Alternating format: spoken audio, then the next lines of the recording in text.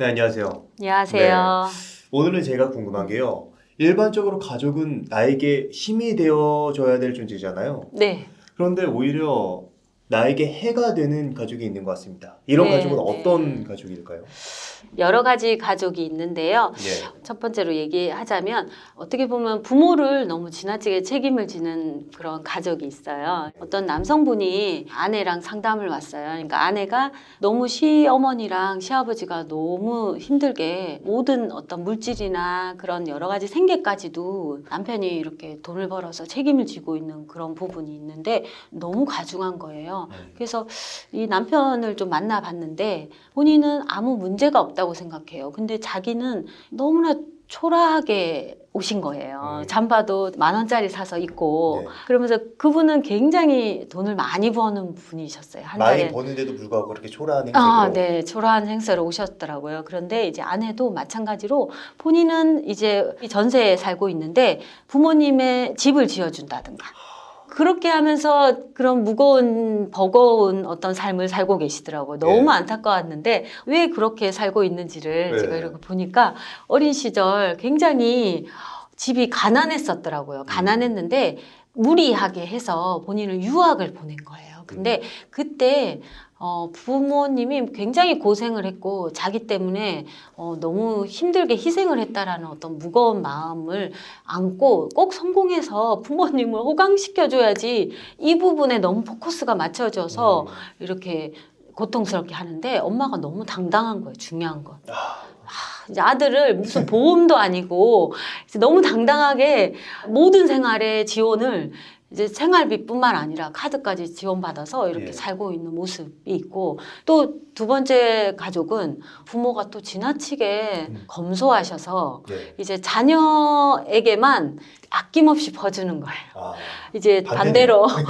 반대로 이제 너무 아낌없이 퍼져서 이제 살만한데도 불구하고 엄마는 너무 가난해요. 아직도 너무 가난하고 자신을 위해서 살지 못하는 엄마를 볼 때면 아들은 지금 자기의 삶이 너무 풍요롭고 정말 성공을 해서 엄마에게도 좀 보답을 하고 이렇게 엄마가 또 좀 쓰면서 행복하게 살았으면 좋겠는데 끌고 가면 난 괜찮다.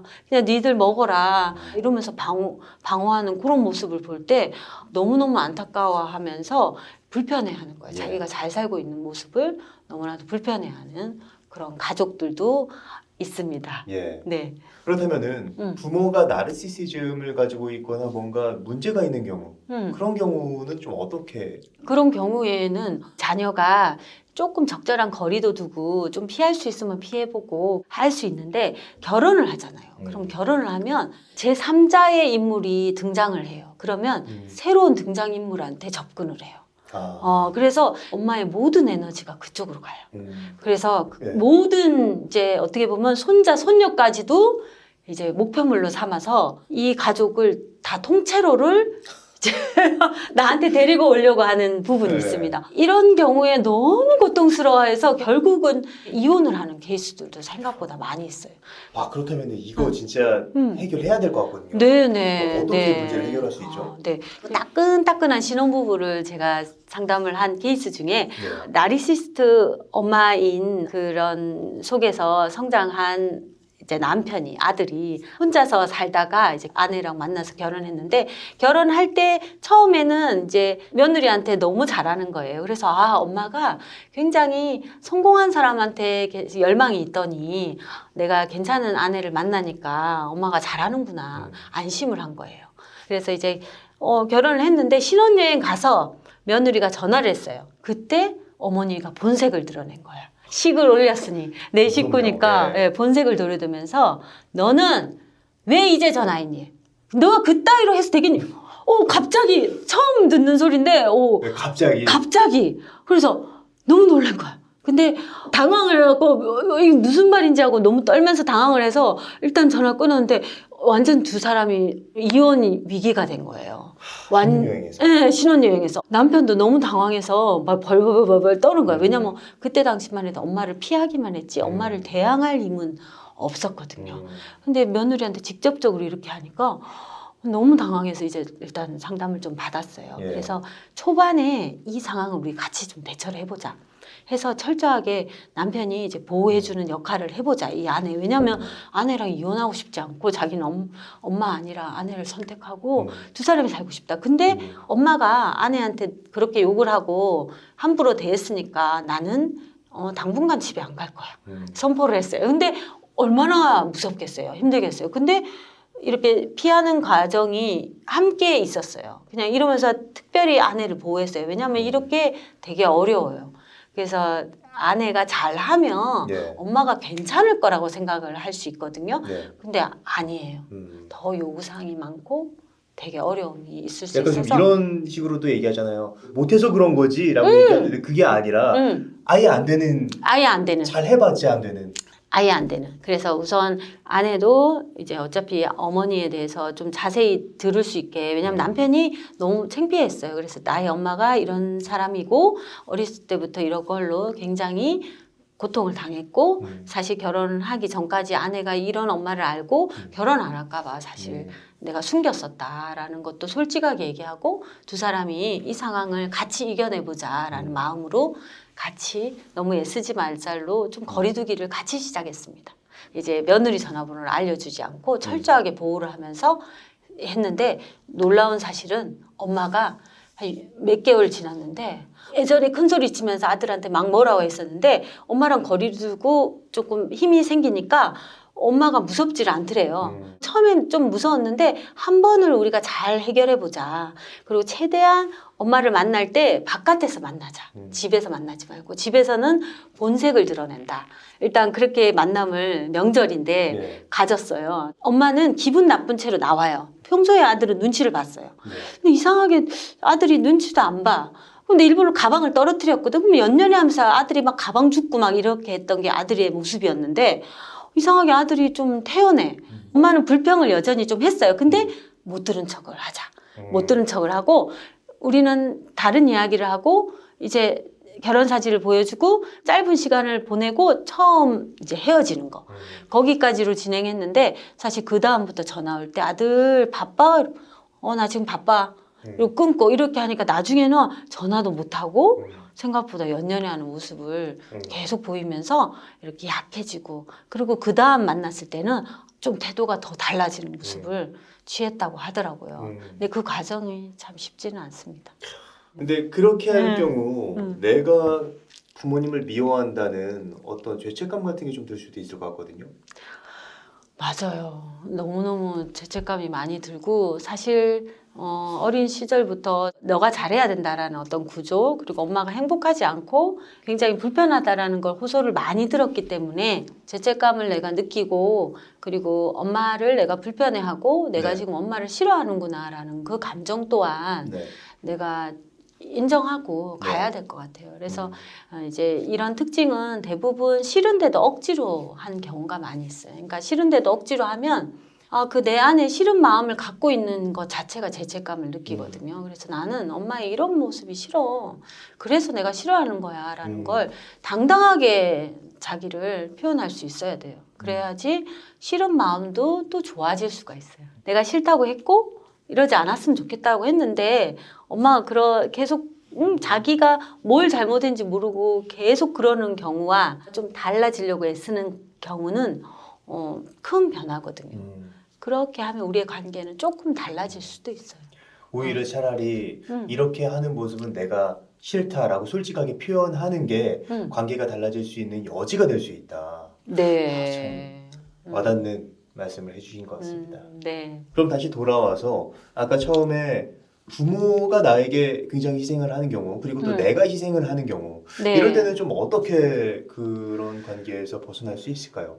어떻게 보면 부모님이 나에게 희생을 하고 내가 부모님에게 되게 희생을 하는 경우에 이제 내가 어떻게 보면 내 삶을 살지 못하고 부모님과 아주 많이 연결이 돼 있는 부분이 있는데 가족이다 보니까 어쩔 수 없이 부모와 이렇게 연결이 돼 있고 그리고 내가 그 속에서 이제 부모를 좀 행복하게 해주려고 애쓰는 그런 마음들이 같이 연결이 돼 있어서 그런 건데 사실 그 마음 자체는 이상한 게 아니잖아요. 이상한 게 아니죠. 너무 지극히 좋은 건데 결국 내 삶을 살지 못하고 있는 모습이거든요.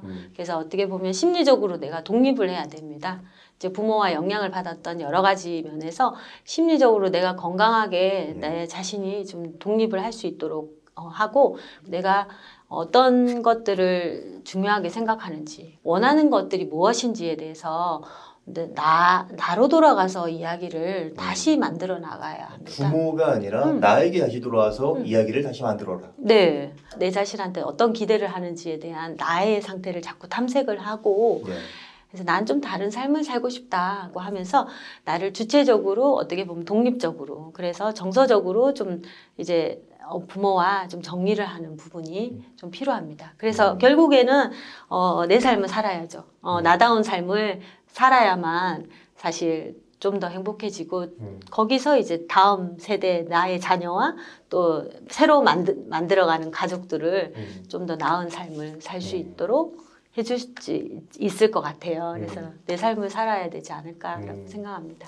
내 삶을 살아라. 이게 참 어떻게 보면 간단하지만 굉장히 핵심적인 그리고 또 어려운 일이 아닐까 맞아요. 싶은 마음이 드는데 그럼 현실적으로 봤을 때 지금 제가 이제 부모님 밑에서 뭔가 경제적으로 의존을 하고 있는 경우 의지를 하고 있는 경우 사실 이럴 때 부모님이 잘못된 어떠한 관계를 요구를 한다 하더라도 벗어나기가 어렵잖아요.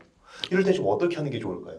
벗어나기 쉽지 않지만 그래도 이제 내가 일단 독립을 해야겠다. 언제까지 내가 독립을 해서 부모님의 여러 가지 상황에서 벗어나야지라는 어떤 계획을 세우는 것들이 필요하고 그리고 이제 자기 개발을 하기 위해서 내가 독립을 하기 위해서 나를 발전시키고 개발하는 부분에 좀 더 에너지를 좀 써보도록 꾸준한 어떤 노력을 해야 됩니다. 그래서 그러려면 나의 욕구를 계속 탐색을 해야죠. 그러니까 내 욕구를 탐색하고 그리고 내 안에 있는 어떤 잠재력에 관심을 좀 갖고 그리고 내 안에 있는 여러 가지 에너지를 자꾸 키워가는 쪽으로 좀 발전을 하면 좋을 것 같아요.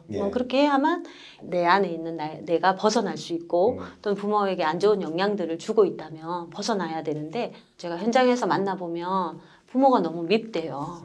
그러면서 35이 됐는데 아직도 부모 곁에서 벗어나지 못하고 뭘 하라고 하고 너는 아직도 왜 돈벌이 안 하고 이러고 있냐 이러면은 자기 얼굴을 막 때리고 그러면서 막 벽을 받고 그러고 있는 형태가 좀 있거든요. 그러면 본인은 도대체 부모가 미운데 왜 그 속에서 독립하지 못하고 살고 있는지 자기 자신이 뭘 원하는지 그 결국은 독립해서 내 삶을 살아야 되잖아요.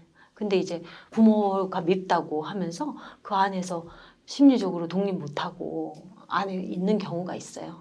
생각보다 많이 그런 분들이 많이 있는데 내 삶을 살아야 됩니다. 부모가 밉고 부모가 나를 고통스럽게 한다면 장기간으로 보고 아직 물질적으로 부모의 도움이 필요하다면 어쩔 수 없이 공급을 받되 내 안에 있는 어떤 계획을 좀 세우고 1년 안에는 또는 2년 안에는 내가 이걸 취득을 해서 어떻게든 독립을 한번 해봐야겠다 라는 생각으로 끊임없이 노력하는 부분이 필요할 것입니다. 굉장히 좀 좋은 말씀이라고 생각을 하는 게 일단 첫 번째로 부모가 원하는 나의 욕구가 아니라 내가 진짜 나 스스로 원하는 나의 욕구 이거를 탐색하면서 그냥 막연하잖아요. 어떻게 보면 지금 경제적으로 의존을 하고 있다면 막연한 거에서 한 발짝 더 나아가서 언제까지 독립을 하겠다라는 생각을 갖게 된다면 충분히 어떻게 보면 마음에 힘이 생길 것 같거든요. 그럼요. 그렇게 해야겠다라는 마음을 갖는 것만으로도 사실 새로운 에너지가 생길 수 있는데 미워만 하고 원망만 한 채로 그 속에서 부모가 나한테 못해줬기 때문에 나한테 좋은 영향을 주지 않기 때문에 나는 이 상태야 라고 하면서 계속 머물러서 부모 탓만 하고 있는 상황이거든요. 그러다 보면 자신의 삶을 살지 못하고 굉장히 어려운 경우가 있고 부모가 달라지기를 간절히 바라는데 본인이 먼저 달라져야죠. 지금 굉장히 핵심적인 말을 해주신 것 같습니다. 부모가 달라질 걸 바라는 게 아니라 내가 지금 당장 달라질 수 있는 무언가를 해라. 그게 진짜 변화의 시작이다. 라는 말씀을 해주신 것 같아서 굉장히 저도 와닿았습니다. 네. 네, 오늘은 김선영 상담사님을 모시고 우리 주변에 가장 가깝지만 어떻게 보면 가장 나에게 피해를 주고 있는 가족을 어떻게 상대해야 되는지 그 얘기를 들어봤습니다. 네. 그럼 오늘의 심리학은 여기까지 하도록 하겠습니다. 좋은 말씀 해주셔서 굉장히 감사합니다. 네, 감사합니다. 네.